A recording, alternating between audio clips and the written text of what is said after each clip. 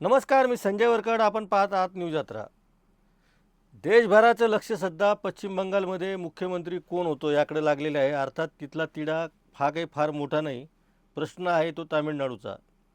तामिळनाडूमध्ये केवळ 5 आमदारांसाठी तामिळनाडूचं सरकार काही केल्यास स्थापन होण्याची चिन्ह दिसत नाही. राज्यपालांनी सर्वाधिक जागा मिळालेल्या टी-व्ही-के पक्षाचे प्रमुख नेते आणि अभिनेते विजय थलपती यांना आधी बहुमताचा आकडा आणा आणि नंतरच बोला असं सांगितलं. त्यामुळं तामिळनाडूमध्ये सरकार स्थापन होणार आहे की नाही हा पेच निर्माण झालेला आहे. अशा परिस्थितीमध्ये तामिळनाडूमध्ये राष्ट्रपती राजवट लागते का? राष्ट्रपती राजवट लागल्यानंतर पुढची पावलं राज्यपाल कशी उचलतील? आता या सगळ्या परिस्थितीमध्ये जर टी-व्ही-के सरकार स्थापन करू शकत नसेल तर कोणताही पक्ष आणि कोणताही गठबंधन तामिळनाडूमध्ये सरकार स्थापन करण्याच्या परिस्थितीमध्ये नाही. मग अशावेळी पुन्हा तामिळनाडूला निवडणुकीला सामोरं जावं लागणार आहे का? राज्यपालांनी जी भूमिका घेतलेली आहे ती योग्य आहे का अयोग्य आहे? आणि सगळ्यात महत्त्वाचं म्हणजे या सगळ्या धामधुमीमध्ये राष्ट्रपती राजवट जर लागलीच तर या परिस्थितीमध्ये भारतीय जनता पक्षासोबत असलेला AIADMK पक्षामध्ये 2/3 अशी जर फूट पडली आणि तो गट जर टी-व्ही-के समोर आला, विजय थलपतीच्या नेतृत्वाखाली जर तो काम करायला तयार झाला तर त्या परिस्थितीमध्ये सरकार स्थापन होऊ शकतं का? आणि अशा परिस्थितीत सरकार स्थापन होत असेल तर आत्ता काँग्रेस पक्षाने जो पाठिंबा टी-व्ही-केला दिलेला आहे तो तसा टिकून राहील का? या सगळ्या मुद्द्यांवर आपल्याला चर्चा करायची आहे.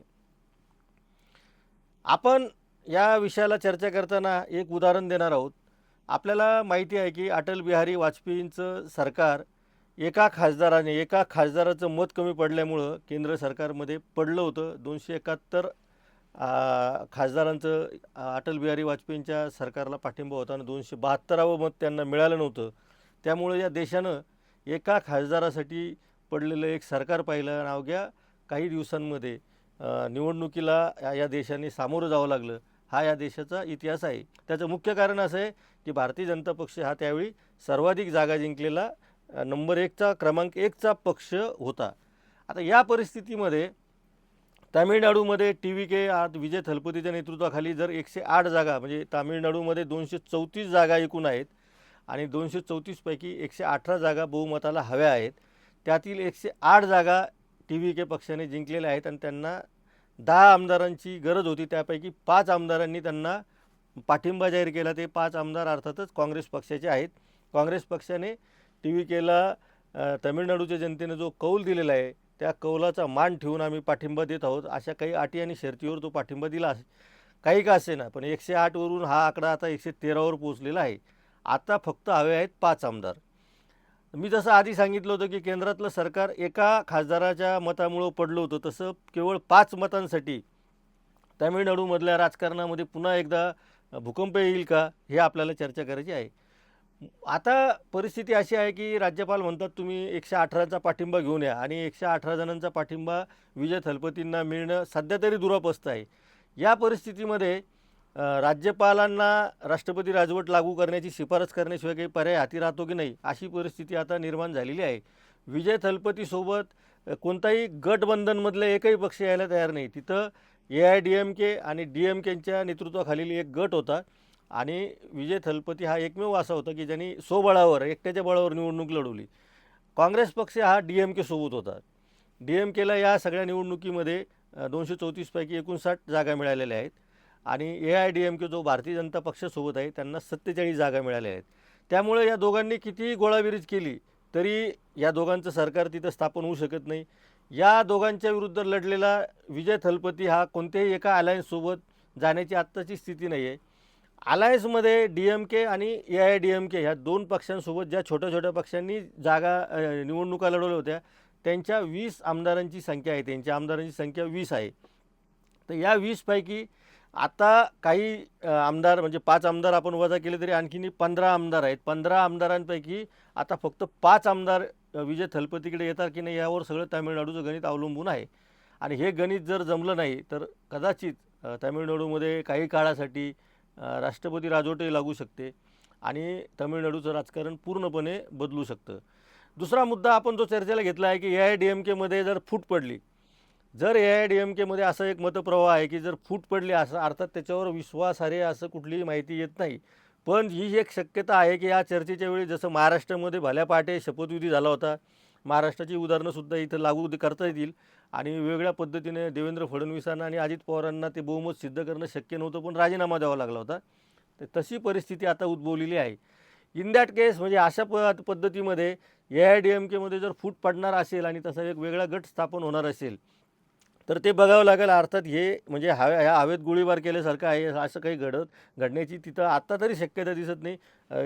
कोणत्या क्षणी काय घडेल राजकारणात याचा काही नेम नसतो, म्हणून ही शक्यता आपण वर्तवलेली आहे. AIADMKमध्ये जर फूट पडली तर मग मात्र हे सरकार स्थापन होऊ शकतं आणि अशा परिस्थितीमध्ये काँग्रेसने दिलेला जो पाठिंबा आहे तो काँग्रेस कायम ठेवेल का, तो काँग्रेसच्या 5 आमदारांचा पाठिंबा परत मागेल, हे सुद्धा सांगणं कठीण झालेलं आहे. त्यामुळं AIADMKमधून किती आमदार फुटू शकतात हा गणित आणि त्या बहुमताचं गणित जुळवाजुळव करण्यामध्ये बराच वेळ जाईल आणि या सगळ्या परिस्थितीमध्ये सरकार स्थापन होणं कठीण दिसतं आहे. अर्थात यामध्ये राज्यपाल हे इम्पार्शियल नाही आहेत हे स्पष्टपणे दिसतं आहे. एकतर राज्यपालांनी अर्थात राज्यपालांना ते अधिकार असतात, पण राज्यपालांनी बहुमत सिद्ध करण्यासाठी सर्वाधिक जागा जिंकलेल्या पक्षाला आमंत्रण दिलं तरच पुढच्या हालचाली होऊ शकतील असा राजकीय तज्ज्ञांचा अंदाज आहे. त्यामुळे विजय थलपतींना जर सरकार स्थापन करायला लावलं आणि त्यांनी जर मुख्यमंत्रीपदाची शपथ घेतली तर काँग्रेसचे 5 आमदार सोबत आहेतच आहे. 113हून 5 आमदारांना मन वळवण्यासाठी किंवा आणखीन काही गोष्टी करण्यासाठी त्यांना वेळ मिळू शकतो आणि हे सरकार स्थापन होऊ शकतं. पण तशी ही परिस्थिती आत्ता तामिळनाडूमध्ये दिसत नाही.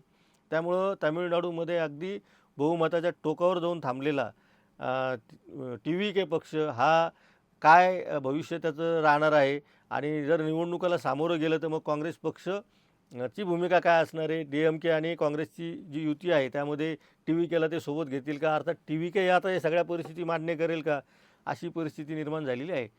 निवडणुकीच्या आधी TVK पक्षाने काँग्रेसला 75 जागांची ऑफर केली होती, ती सर्वात मोठी काँग्रेसची चूक ठरली असं मान्य आत्ता करण्यात आलेलं असलं तरी त्याला काही आता अर्थ नाही. आत्ताच्या परिस्थितीमध्ये TVK पक्षाला कोणते 5 आमदार साथ देतात याच्यामध्ये कम्युनिस्ट पक्ष, मार्क्सवादी कम्युनिस्ट पक्षाचे 2 आणि कम्युनिस्ट पार्टी ऑफ इंडियाचे 2 असे 4 आमदार आहेत.